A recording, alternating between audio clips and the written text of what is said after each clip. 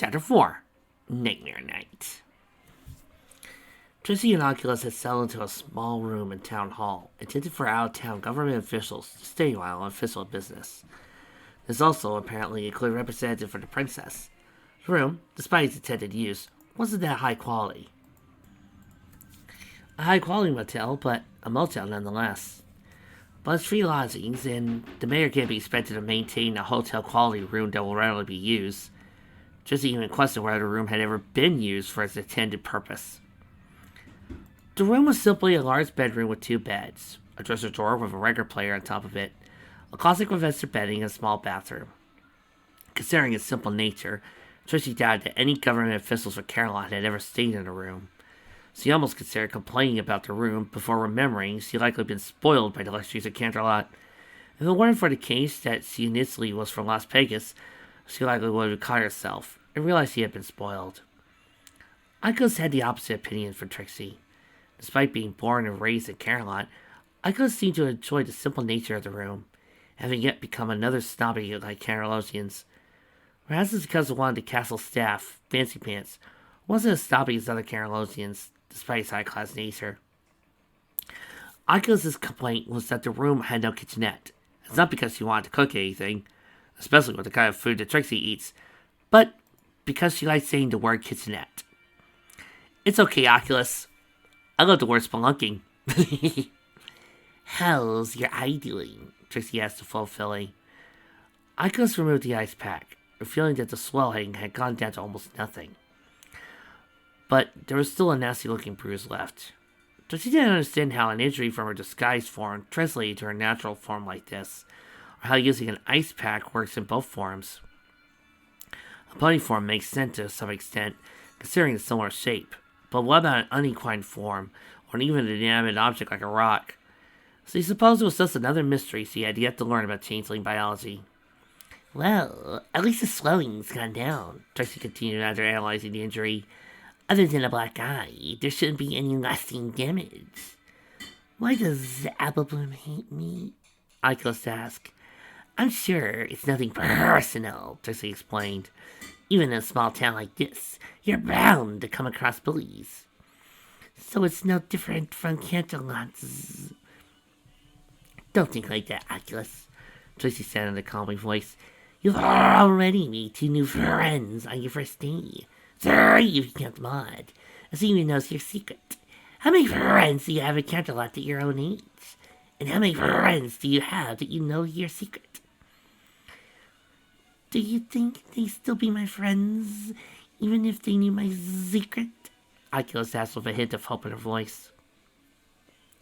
It's hard to say, Trixie replied with a shrug of her shoulders. But from what I've seen in this town, if any pony would be willing to accept you for what you are, it'd be these pony villains. It would be nice not to hide anymore, Oculus said. It would be nice for both of us, Trixie agreed. For now, get some sleep. We still have some more overseeing to do tomorrow. Icos woke up with a jolt at the sound of screaming outside. Looking around, she saw that Trixie's bed was empty. Icos dived into the skies and attempted to go outside to see what was going on. Ponies were running around and screaming in fear. The fear was intense to her senses, so much that it was beginning to make her sick. She had to find out what was going on, and find her mother. That's when she found a group of ponies, one of them being Trixie. She saw a magic bolt of what could only be described as a living shadow. The bolt of magic did nothing. No, not nothing. It angered the shadow. The shadow's anger was so intense to her that the changed senses became toxic to be around. The shadow responded to Trixie's bolt of magic by striking back. The shadow went down Trixie's throat. Trixie was clearly suffocating, but that wasn't all. Her light blue cloak turned to a sickly black as if her body was going through necrosis at an alarming speed.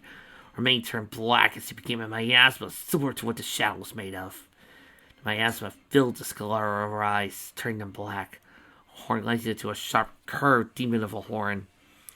Skeletal wings burst out of her back. And all the while, she was looking straight to Oculus's eyes, making her see the pain. Then that pain contorted to malice. Mom, the full filly whimpered.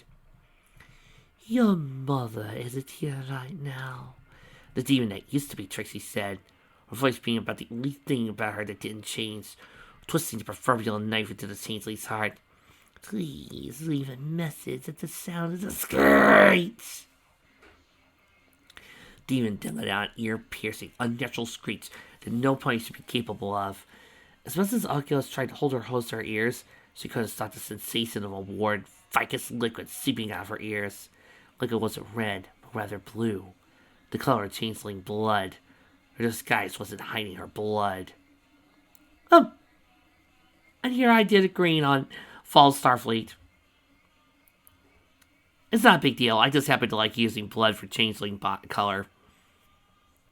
Blue is a nice color, though. I like blue. Ikus, this way! A voice said. Ikus turned to her right to see Silver Spoon motioning for her to follow. Unfortunately, this also caught the attention of the demon. She turned to face Silver Spoon to let out another screech. This time, the sound specifically seemed to focus on the filly. Oculus saw her cover her ears, but the red liquid covering her ooze made it clear that it was just prolonging the inevitable. Oculus had the feeling that this was something of rather better be get over with and quicker. Her eyes slowly rolled to the back of her skull. Her breathing stopped as she fell limp to the ground. The screech was so intense that it turned her brain into mush. Before Oculus could think of anything else, her world suddenly became tinted green. She realized that the green tint was a magical field she was lifted off the ground. She went to see Sweetie Belle levitating at her, getting them to safety. But it still wasn't enough. The strain being put on the unicorn's filling magic was distracting her and slowing her down. Not the demon needed much time to do what was planning on doing next. The demon lashed out with a whip-like tongue, wrapping around Sweetie Belle's neck and squeezing tightly. With her windpipe constricted, Sweetie Belle struggled in vain to escape, or at least get some air. Her face slowly turned blue as her struggles became weaker. Then she turned to look at Oculus in desperation, her eyes pleading for help. That was the last thing she saw before watching the life leave her eyes as her body went limp. The most disturbing part was that her eyes still seemed to plead to Oculus to help her. Her mother had been taken by this entity. Her new friends were killed trying to help her escape. Now the demon was walking up to her. She tried to run. The salted ground she was on had turned to sludge that pulled her down the more she struggled. But the demon stopped. She wasn't trying to kill her. She just stood there watching with a sinister grin. Was she showing mercy on her? Or did she just want her to continue to live and suffer? Augustine felt her stomach churn before she grew weak. She fell to the ground, lying in the sludge. That's when she realized what was happening. The demon was killing her by letting the hate and the town's fear poison her. Her vision was fading, her mind becoming hazy. She wanted to shout out for help, but all that came out was a pitiful whimper. Then her grip on reality slipped away along with her life.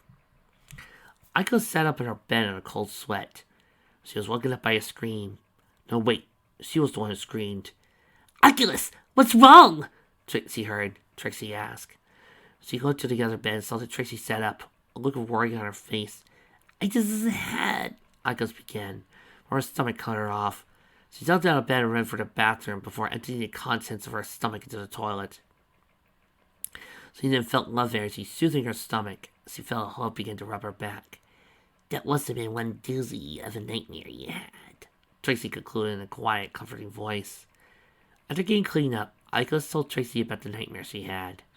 The entire time, Trixie held the youngling in a comforting embrace. "That nightmare really was a doozy," Trixie said in an uplifting but understanding tone. "It's still the middle of the night. Do you want to sleep with me?" Trixie got her answer a simple nod. Trixie got her into bed, moving her to allow room for Oculus. I got in with her. Trixie wrapped her hoof around the youngling to better comfort her, who soon fell back to sleep. Oh! Trixie, however, stood up a little while longer, concerned for her daughter. The last time Oculus had a dream remotely as bad as this was 5 years ago. That was just a nightmare about being abandoned to starve to death. And even then, the trigger was blue blood, instilling that fear to the youngling. And even then, he wasn't implying that Trixie would abandon her, but rather what he would have done if he had hatched the egg. Prince Blueblood may be cold to anyone he considers below him, but he's not cruel enough to intentionally make a fool believe their parents would abandon them. He may be the snobbiest of snobs, but even he has a line that he's not willing to cross. The next morning, Akos woke up, thankful that the nightmare hadn't returned, but still got the sour taste in her mouth. Then again, maybe that was just leftover from emptying her stomach a few hours ago. She realized her bed felt empty. Panic began to fill her mind as the fear that she had returned to her nightmare rose to the surface. Or worse, her nightmare had come true. "Mom," Aiko said in a slightly panicky voice. She was relieved when Trixie poked her head out the bathroom door. "What is it? Did you have another nightmare?" Aiko sighed gratefully. "No, I'm okay," she replied. "I just wanted you to know you were there." "Sorry, I didn't let you know sooner, but you were sleeping," Trixie says he returned to the bathroom.